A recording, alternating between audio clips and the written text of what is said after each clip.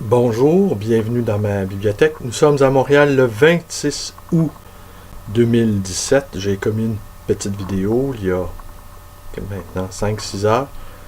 J'en fais une deuxième. Probablement je vais en faire une autre dans quelques heures à nouveau. Ça avance. Il reste environ, je dirais peut-être 150 cartons à faire. Alors j'ai commencé ma journée à 5 heures du matin. Je vais l'arrêter vers 5h, 6h et reprendre demain matin à 5h du matin. Alors voilà, ça va vous sembler curieux, mais dans les 7-8 dernières années, je me suis beaucoup calmé au niveau des acquisitions de livres. J'avais déjà une énorme bibliothèque et je n'ai acheté en fait que des livres consacrés aux livres et aux bibliothèques. Et j'ai observé, puisque c'est quelque chose qui m'intéresse infiniment, les livres sur les livres, les livres sur les bibliothèques, les livres sur les histoires de lecteurs, que en librairie, ces livres-là se multipliaient. Est-ce parce qu'on sent ces choses-là disparaître, ou encore c'est un désir de justement de ne pas les voir disparaître et de les magnifier à nouveau. Ce qui était à l'origine le but de mes vidéos, de montrer la folie d'un bibliomane, d'un amoureux des livres, mais qui ne fait pas que les collectionner, qui les lit également. D'ailleurs, il y a un mythe qui court que les bibliophiles ne sont pas des lecteurs. C'est archi faux.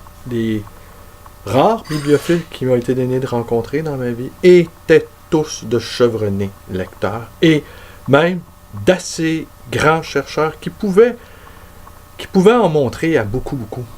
Alors donc, je vous disais, et d'ailleurs, ça va être sans doute ma dernière, ça c'est mon avant-dernière bibliothèque. Là. Je la déplace, et après, dans 15 ans, 20 ans, quand sera venu le temps de la disperser, je vais sans doute conserver la cinquantaine de livres qui ont vraiment compté pour moi, et les livres sur les bibliothèques et les livres sur les lecteurs.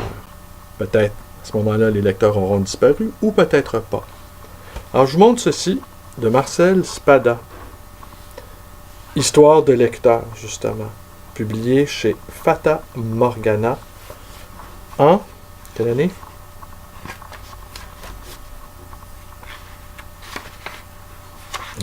Attendez.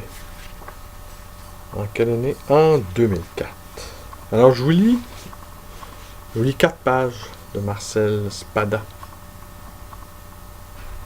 Elle a été d'une grande précocité, sans jouer à l'enfant prodigue qui exhibe à la demande de tous ses talents. Discrète? Pas toujours, mais d'une indépendance que l'on devine irréductible, ce qui n'exclut pas de solides liens d'affection. Quand elle veut s'immiscer dans le monde des livres, c'est souvent à l'abri de tous les regards. Elle choisit par exemple le moment où elle est seule dans mon bureau pour entr'ouvrir tout doucement la porte vitrée d'une bibliothèque non fermée à clé. Elle cherche au rayon inférieur un espace, si étroit soit-il, pour s'introduire en catimini, dis-je, dans le temple du savoir et y séjourner le plus longtemps possible. Elle aimerait tant qu'un soi-disant adulte ne vienne pas la déloger avec des mots superflus. Ai-je peur que sa jolie petite tête ne s'enflamme dangereusement au contact de certains ouvrages? Quand cesserons-nous, à cause de son ardeur au jeu, de la prendre pour une enfant? Elle peut fréquenter de très près la clos ou Sade, sans en être pervertie comme une innocente Justine ou Cécile. Constatons qu'elle a une façon toute personnelle d'utiliser les livres pour n'en tirer que du plaisir. Je ne prétends pas qu'il faille redouter tous les poisons contenus dans la littérature. Il en est qui contribuent à la bonne santé intellectuelle et morale. Quoi qu'il en soit, Gigi semble immunisée. Regardez-la quand le maître serviteur est assis à son bureau, occupé à écrire ou à tourner des pages. Elle a vite repéré un livre inactif sur une surface encombrée. Si elle reste bien petite pour son âge, elle compense par la souplesse et la vélocité le handicap de sa taille. D'un bond léger, elle est où elle ne devrait pas être sans déranger un seul papier. C'est plutôt le lourdeau surpris qui, d'un geste de réaction, pourrait faire basculer un petit classeur ou renverser le pied de la lampe. Gigi s'est déjà emparé du livre qui se croyait protégé par sa clôture et son mutisme de bovin. Elle applique une variante de la pédagogie nocturne. Vous connaissez la plaisanterie rabattue du magistère qui veut donner une fausse joie aux pauvres pubères qu'il soumet à la question. Dormez, et vous apprendrez sans fatigue, avec le livre, médiocre à tête, sous le traversin ou l'oreiller. Gigi, bien éveillé sur le socle de papier imprimé, s'accroupit avec une plus grande délectation si le livre est de grand format, quelle qu'en soit l'épaisseur. Commence aussitôt une méditation d'origine bouddhique. Au point de départ, observons la conjonction de deux êtres réellement magiques sans le charlatanisme qui abuse du surnaturel.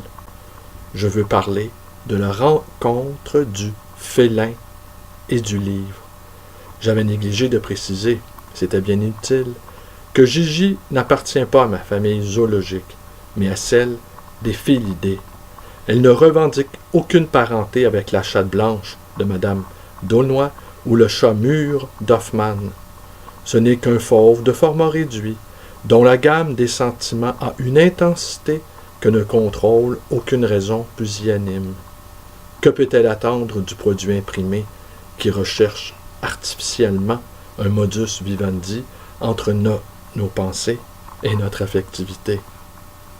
Son premier plaisir, c'est le contact avec un objet qui appartient au maître serviteur et qui, manipulé par lui, garde quelque chose de son odeur spécifique, indécelable, pour notre ridicule appendice nasal.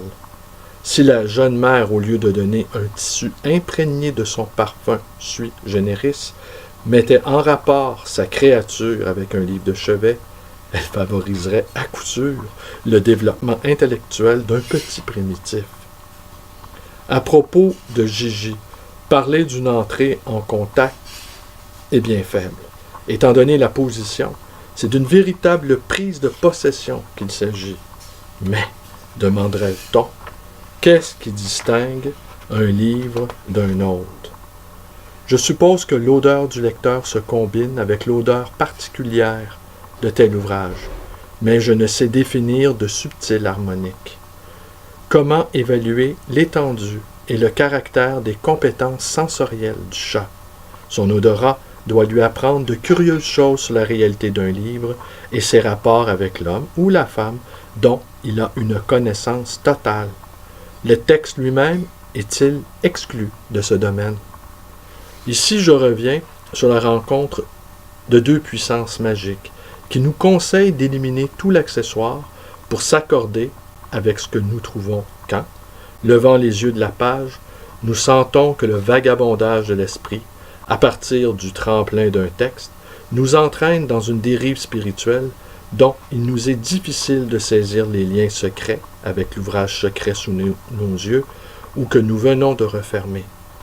Quoi qu'il en soit, le chat coïncide parfaitement avec l'immobilité du lecteur bipède, à peine interrompu, pour l'un par un petit coup de langue sur le poil à humecter, pour l'autre par la nécessité de tourner les pages, mais sans humecter le doigt, bien entendu.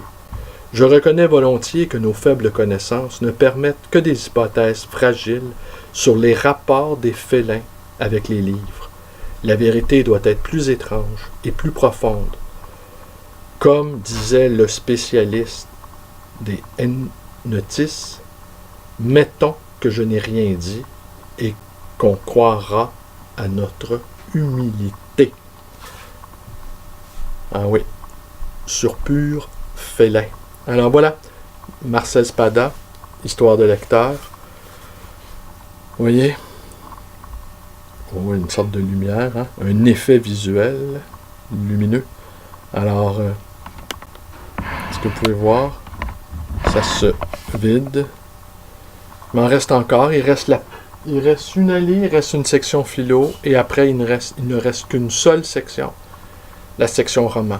Alors, je vous remercie d'être avec moi. Peut-être je vais vous revenir plus tard, dans la journée, ou en début de soirée, pour cette chose invraisemblable, déménager une bibliothèque personnelle de 25 000 livres. C'est toute une expérience. Vous connaissez la suite? Toutes les suites, imaginables et inimaginables. À plus tard.